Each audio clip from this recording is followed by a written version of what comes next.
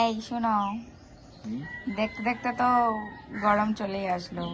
তো আজকে আব্বুকে ফোন দিছিলাম, তা বলছি আব্বু অনেক গরম পড়ছে, বাবুরে নিয়ে অনেক কষ্ট হয়ে যায়। হুম।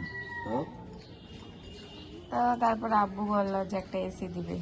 তো আমি কি নিব এসিটা? এসি নেও। কেন, তুমি তো যৌতুক পছন্দ করো না? এটা যৌতুকের কি হইব? এটা তো যৌতুক হলো না। হুম এসি তোমার দিতেছে, হুম এসি তুমি খাবা। এসির বাতাস কে খাবে? তুমি খাবা। আমি তো সারাদিন অফিসে থাকি, আমার তো এসি তো সময় না, দিয়ে তুমি হয় তো না। বলছো তোমার এগুলো পছন্দ না, তুমি যৌতুক নিবা না। আমি তো যৌতুকের বিরুদ্ধেই। আমি তো সারাদিন ডিউটি থাকবো। হুম তোমার আব্বু যদি তোমার এসিও দেয়, হুম এটার বাতাস তুমি খাবা। আমি তো সারাদিন অফিসে থাকবো।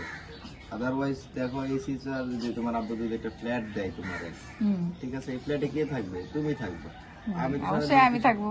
আমি তো সারাদিন অফিসেই থাকবো। তুমি আর যে তোমার রাতে একটা, এসে থাকবা ওটা তো থাকাই। ওরা থাকা না, ওরা তো ঘুমাবো আর যাবো, আবারও তো অফিসে চলে যাবো। এই দেখো আর তোমার ছুটির দিনগুলা? ছুটির দিনগুলো তো এগুলো তো আমি অফিসেই করবো। না, অফিসের ছুটির দিনে তুমি তো বাসায় থাকবা শুক্র শনি। না না, এই সবসময় তো তুমি এই যে তোমার আব্বু যদি একটা ফ্ল্যাটও দেয়, হুম ফ্ল্যাটে কে থাকবে? তুমিই থাকবে। আমি তো ডিউটিতেই থাকবো, অফিসে থাকবো। হুম। তো না করার দরকার নেই, নিতে পারো, এসিটা নিতে পারো। সাথে যদি আরো কিছু দিতে তার চাও মানে দিতে তুমি পারো। কি বোঝাতে চাইছো, তার মানে আমি তুমি যৌতুকের পক্ষে? না না, যৌতুকের বিপক্ষে। হুম আমি যৌতুকের বিপক্ষে।